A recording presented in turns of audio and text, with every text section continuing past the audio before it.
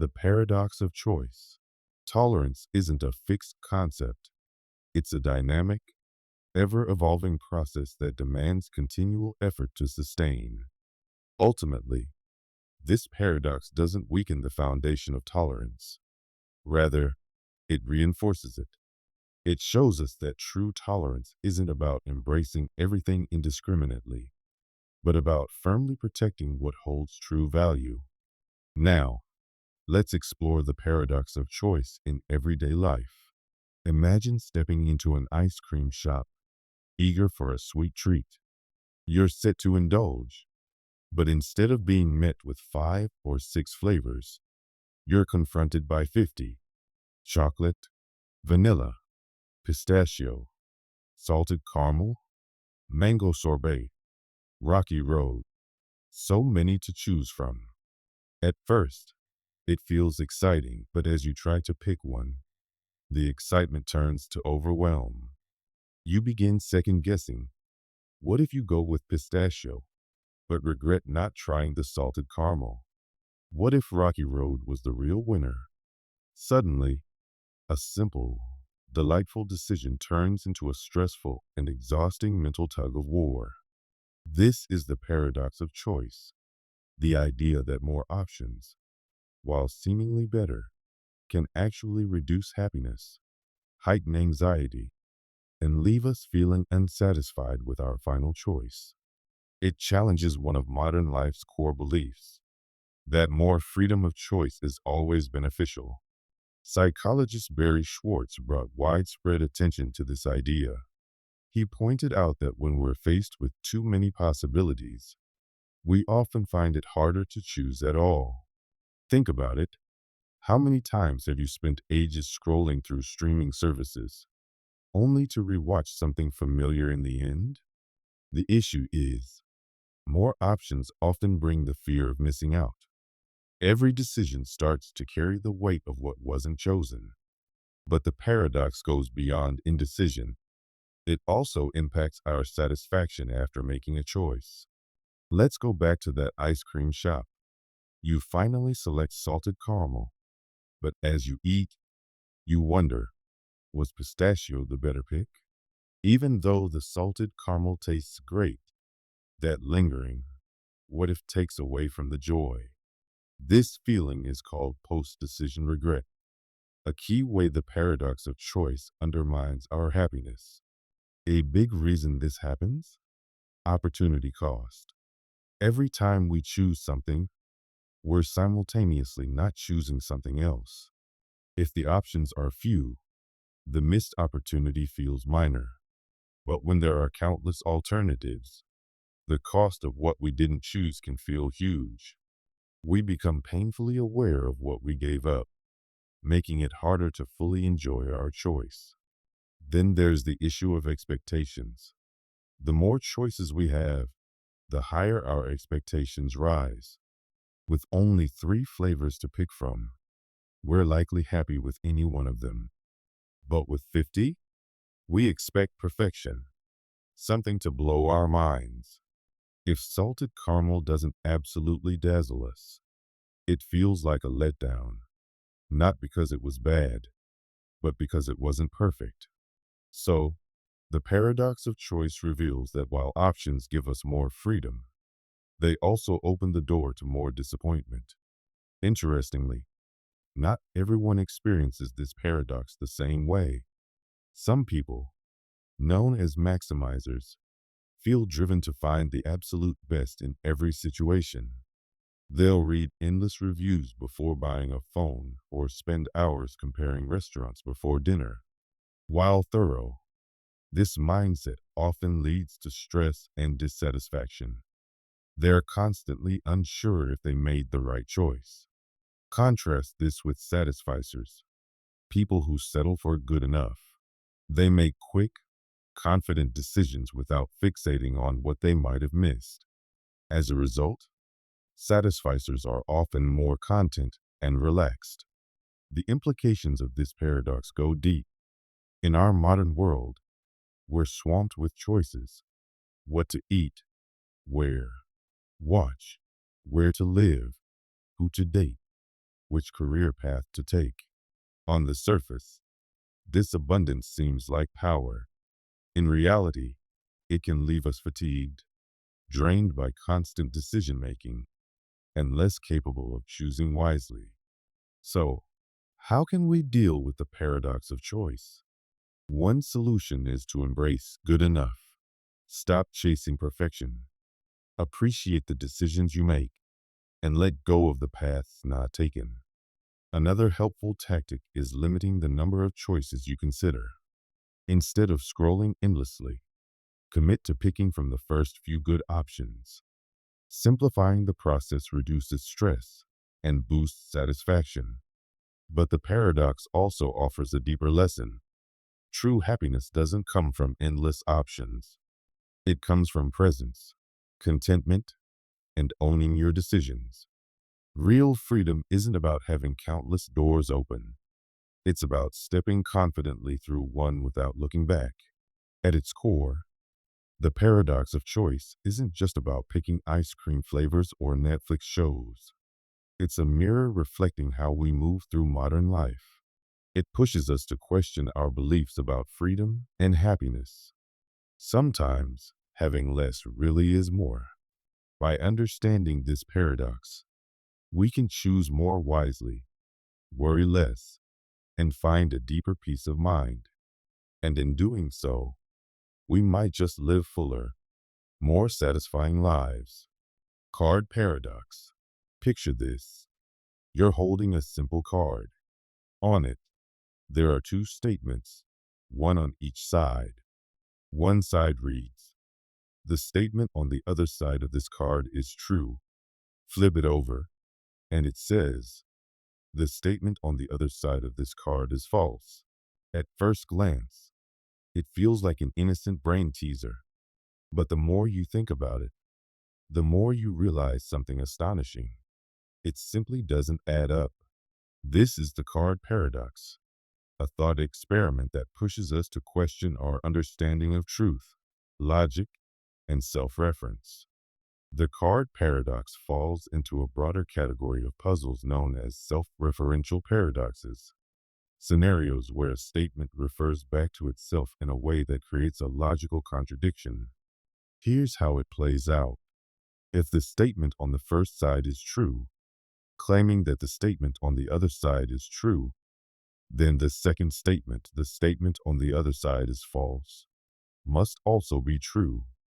But if that's true, then the first statement must be false. And if the first statement is false, then the second must be false too, which loops us right back to the beginning. It's a never-ending cycle of contradiction. At its heart, the card paradox makes us confront the boundaries of our logical frameworks. Our minds are wired to think in binaries, true or false, yes or no. But self-referential paradoxes like this one expose how even the most straightforward logic systems can collapse when they turn inward. And this isn't just some quirky riddle. It's a deep and serious challenge to our notions of truth and meaning. To understand why this paradox holds such significance, we need to dive deeper into the foundations of logic. In formal systems, statements are usually either true or false. This idea is rooted in the law of the excluded middle, the principle that something must be one or the other. But the card paradox disrupts this concept entirely. It presents a case where neither truth nor falsehood seems to stick. Instead, each statement fuels the other in an infinite loop. That collapse of logic? That's what makes it so compelling and so unsettling. One of the best known examples of self-reference is the liar's paradox. This sentence is false. If it's true, it must be false. But if it's false, it must be true. The card paradox works in a similar way, but takes it a step further. Rather than one sentence contradicting itself, it presents two statements, each dependent on the other, deepening the contradiction. For centuries, philosophers and logicians have wrestled with paradoxes like these. In the early 20th century, Mathematician Kurt Gödel made a discovery that shook the foundations of logic. Any sufficiently complex formal system will contain true statements that cannot be proven within that system. These are known as Gödel's incompleteness theorems. The card paradox serves as a playful, accessible example of this profound principle. It highlights the inescapable limitations of logic itself. But the implications don't stop there. This paradox also raises important questions about language and meaning. Our everyday communication relies on shared definitions and assumptions. Yet, the card paradox shows that language can twist into contradictions that have no resolution. It's a powerful reminder. Even our most trusted tools for understanding the world can falter under scrutiny. There's also a psychological side. The paradox forces us to face uncertainty and ambiguity, two things human beings are famously uncomfortable with. We instinctively want to resolve contradictions, to bring order to chaos. But the card paradox offers no neat resolution. It leaves us in a state of cognitive dissonance.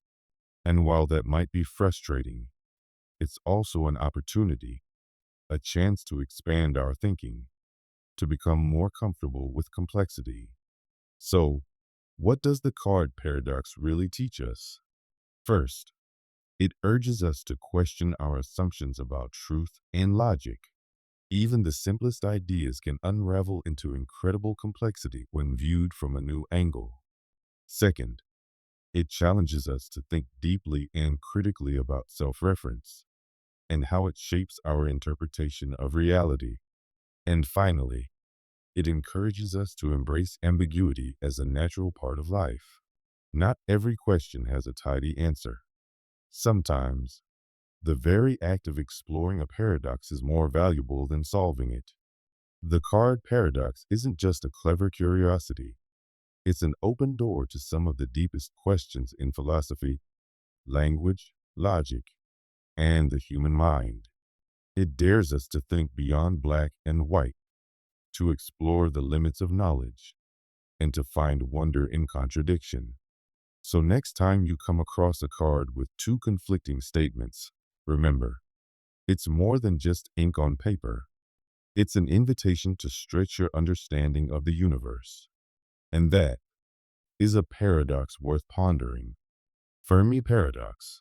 The Fermi Paradox begins with an undeniable truth. The universe is unimaginably vast. It holds hundreds of billions of galaxies, each containing billions of stars, many of which are orbited by planets. With such overwhelming numbers, it feels almost certain that intelligent life must exist somewhere out there in the cosmos. And yet, despite decades of effort, we've found nothing, no signals, no spacecraft, no signs of advanced civilizations. This baffling contradiction is what we call the Fermi Paradox, one of the most fascinating and perplexing questions humanity has ever grappled with. If the universe is so large, then where is everyone? The paradox was named after physicist Enrico Fermi, who casually posed this profound question over lunch back in 1950. On paper, the math suggests that intelligent life should exist. With countless stars and planets in the galaxy, even if life emerges on only a tiny fraction of them, there should still be millions, if not billions, of civilizations in just our galaxy. And if even a few of those civilizations had developed interstellar travel, they could have spread across the Milky Way by now. So, why haven't we seen any evidence? One explanation is that intelligent civilizations may be extremely rare. Sure, the building blocks for life, like water, carbon, and energy, are common in the universe. But the transition from simple molecules to complex organisms, and eventually to intelligent beings, might be so unlikely that it's only happened once, right here on Earth.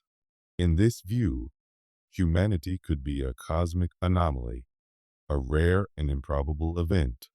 Another possibility is that intelligent civilizations do exist, but they're just too far away for us to detect. The scale of the universe is beyond comprehension. Even traveling at light speed, it would take more than 100,000 years to cross our galaxy.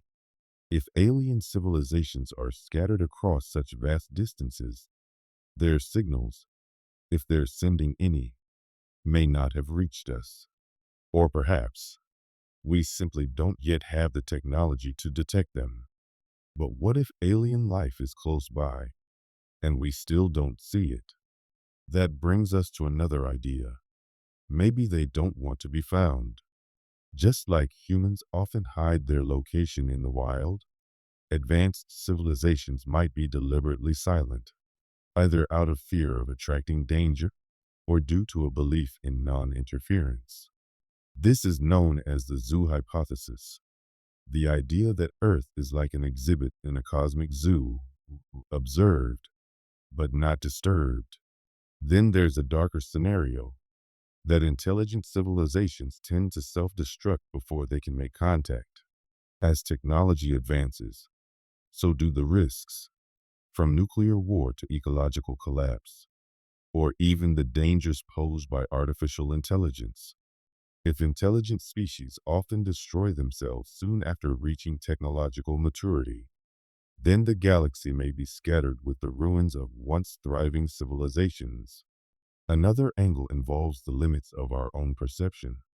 What if alien life does exist, but it's so fundamentally different from us that we don't recognize it?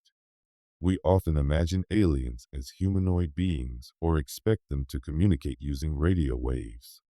But what if life out there exists in forms we can't detect, or in dimensions beyond our perception? They might even be here already, and we simply lack the awareness to notice.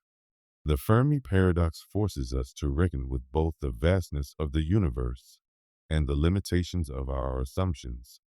We often see ourselves as the center of the story, but the universe doesn't owe us answers that match our expectations. Whether intelligent life is rare, far away, hiding, or extinct, each possible answer reshapes our view of ourselves and our place in the cosmos.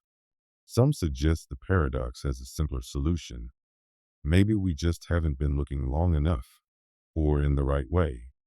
After all, our ability to scan for alien signals has only existed for a few decades, a mere blink on the cosmic timeline.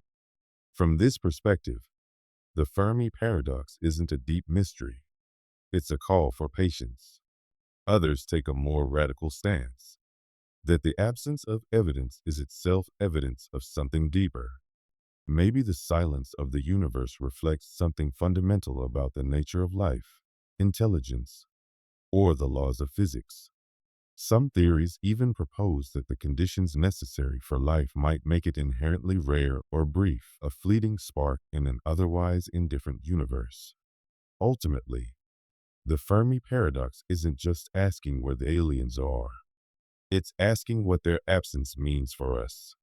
If we truly are alone, then the responsibility of carrying the torch of intelligent life through the universe rests on humanity's shoulders. That realization challenges us to protect our planet, to preserve life, and to think deeply about how we might one day introduce ourselves to the cosmos. In the end, the Fermi Paradox remains unsolved, and that's part of what makes it so powerful. It invites us to explore the biggest questions of all, about the origins of life, the fate of civilizations, and our role in the universe. And though the answers may be elusive, the search itself unites us, not just as a species, but as sentient beings filled with curiosity, imagination, and hope. Grandfather Paradox. Imagine a world where time travel is possible, and you have access to a time machine. You decide to journey into the past to meet your grandfather when he was a young man. But things take a surprising turn. While you're in the past, you accidentally prevent your grandfather from meeting your grandmother. As a result, your parents are never born, which means you were never born either. Here's where the paradox kicks in. If you were never born, how could you have traveled back in time to prevent your grandfather from meeting your grandmother? If you don't exist, you couldn't have gone back in time to cause the very situation that stops your own existence. This creates a logical contradiction. Your actions in the past seem to erase your own existence. This is the heart of the grandfather paradox, a classic dilemma in the discussion of time travel and causality. The paradox challenges our basic understanding of cause and effect. It raises profound questions about whether the past can be changed and whether time itself is consistent or flexible. To better understand this paradox, think of it like this. If you're able to travel back and make changes that result in you never existing, then you shouldn't have been able to make those changes in the first place.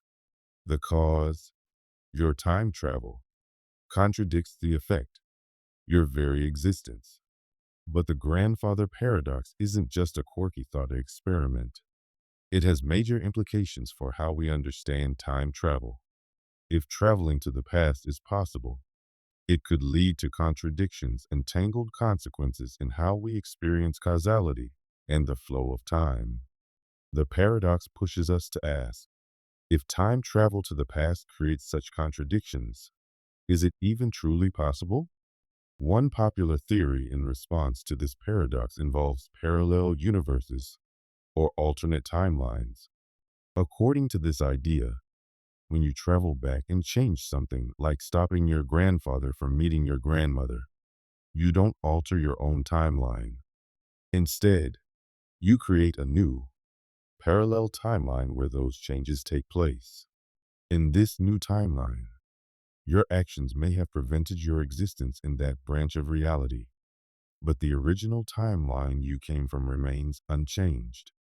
This way, the paradox is avoided because the timelines are now separate and internally consistent.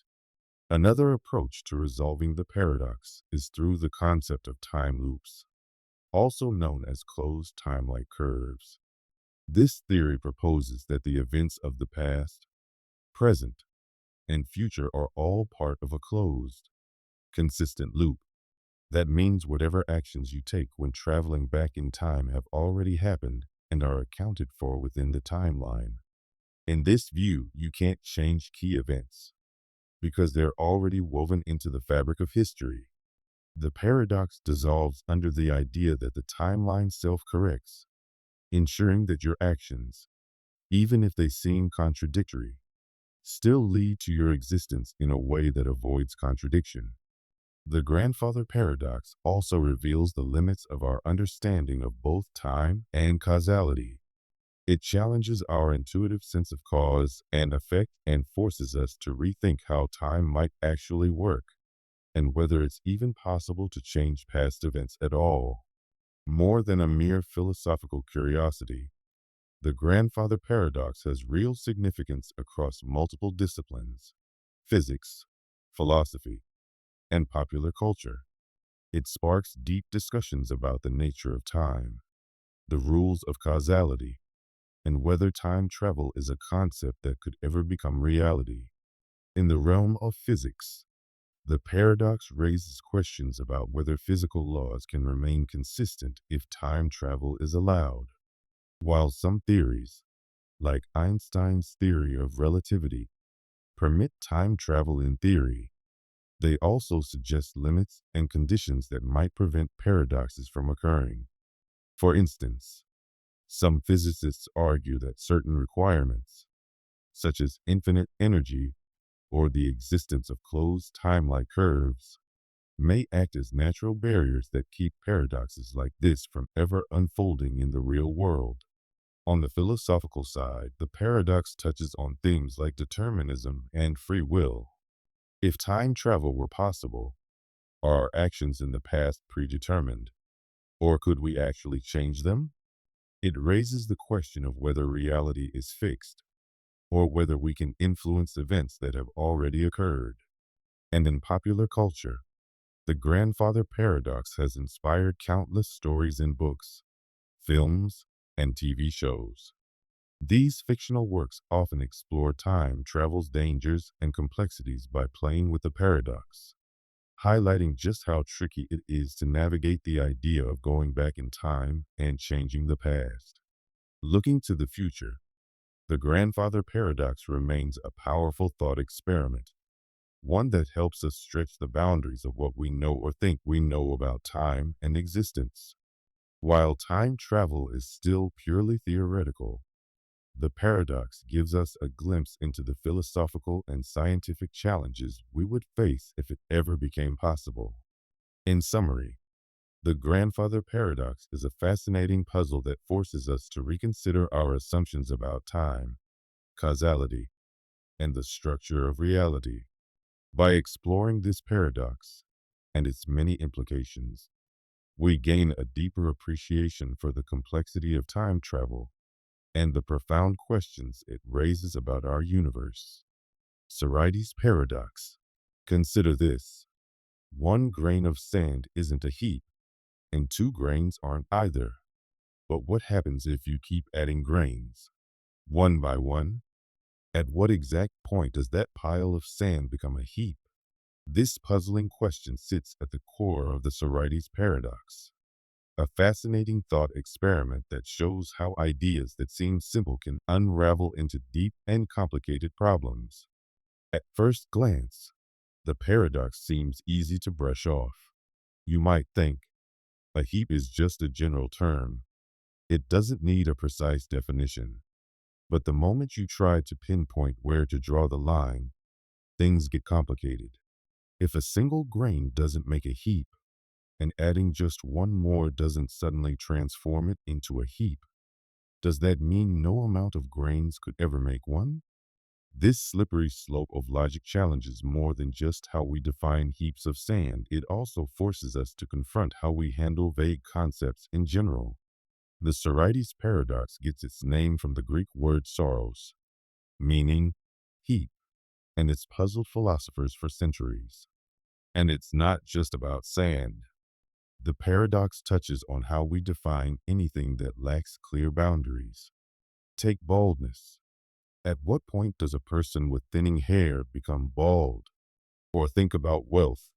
How many dollars does someone need to go from poor to rich? These questions might seem trivial, but they reveal a deeper truth about the limits of language and reasoning. The paradox exposes a core issue with vague concepts. They resist precise definitions. Words like heap, bald, or rich are useful because they let us talk about general ideas without exact numbers. But once pushed to the extreme, these words become ambiguous. The Sorites paradox forces us to confront that ambiguity and ask how we're supposed to make sense of a world full of fuzzy edges and blurred lines. One way philosophers have tried to answer the paradox is by introducing the idea of degrees or gradual change. Instead of thinking in absolutes, heap or not a heap, we might think in terms of probabilities or thresholds. For instance, we could say that as you add more grains, the likelihood of the pile being considered a heap slowly increases. This avoids the need for a sharp dividing line. But that raises a new question. How do we decide where those thresholds are? Even with degrees, the issue of vagueness doesn't fully disappear. Another proposed solution is to look at context. In some situations, a pile of 50 grains might be considered a heap, but in others, it might not. For example, if you're standing on a beach, that small pile might not qualify, but on a tabletop, even a tiny cluster of grains might seem like a heap. This context-dependent approach accepts that definitions are flexible, shaped by the specific circumstances in which they're used. The Sorites paradox doesn't just affect our thoughts about words. It has real-world implications. Take the law, for instance. Legal systems often depend on intentionally vague terms like reasonable doubt or excessive force. These phrases are meant to be flexible, to apply in a variety of situations, but they also open the door for interpretation and disagreement.